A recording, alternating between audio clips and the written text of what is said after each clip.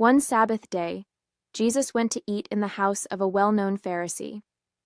While he was there, he was being carefully watched. In front of him was a man whose body was badly swollen. Jesus turned to the Pharisees and the authorities on the law. He asked them, "Is it breaking the law to heal on the Sabbath day?" But they remained silent. So Jesus took hold of the man and healed him. Then he sent him away. He asked them another question. He said, "Suppose one of you has a child or an ox that falls into a well on the Sabbath day.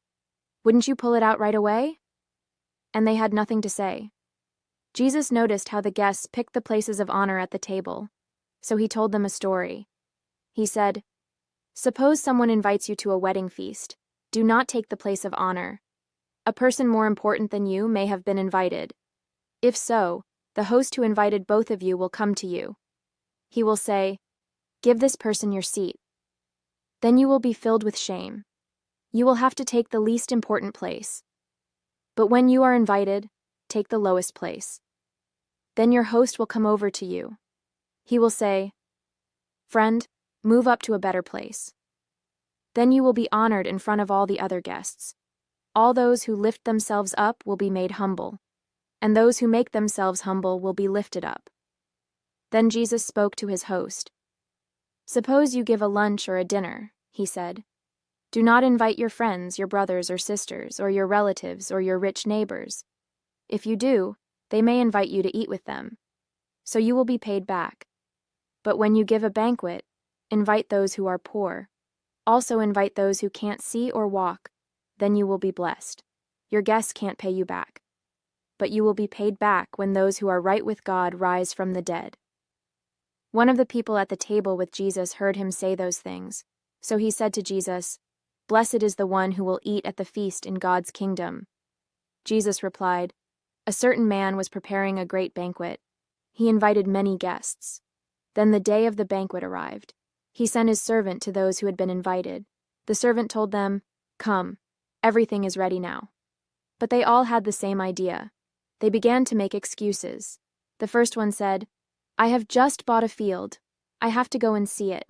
Please excuse me.'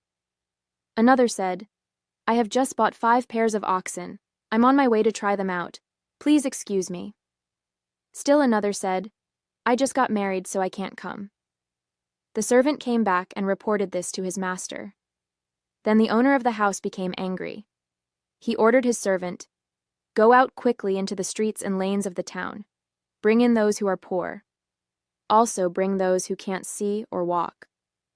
'Sir,' the servant said, 'what you ordered has been done. But there is still room.' Then the master told his servant, 'Go out to the roads. Go out to the country lanes. Make the people come in. I want my house to be full. I tell you, not one of those people who were invited will get a taste of my banquet.'" Large crowds were traveling with Jesus. He turned and spoke to them. He said, "Anyone who comes to me must hate their father and mother. They must hate their wife and children. They must hate their brothers and sisters. And they must hate even their own life. Unless they do this, they can't be my disciple. Whoever doesn't carry their cross and follow me can't be my disciple. Suppose one of you wants to build a tower.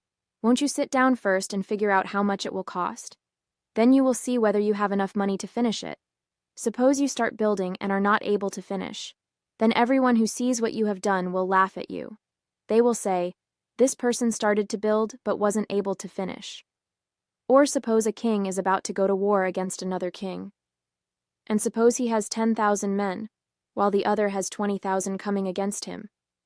Won't he first sit down and think about whether he can win? And suppose he decides he can't win. Then he will send some men to ask how peace can be made. He will do this while the other king is still far away. In the same way, you must give up everything you have. Those of you who don't cannot be my disciple. Salt is good, but suppose it loses its saltiness. How can it be made salty again? It is not good for the soil, and it is not good for the trash pile. It will be thrown out. Whoever has ears should listen.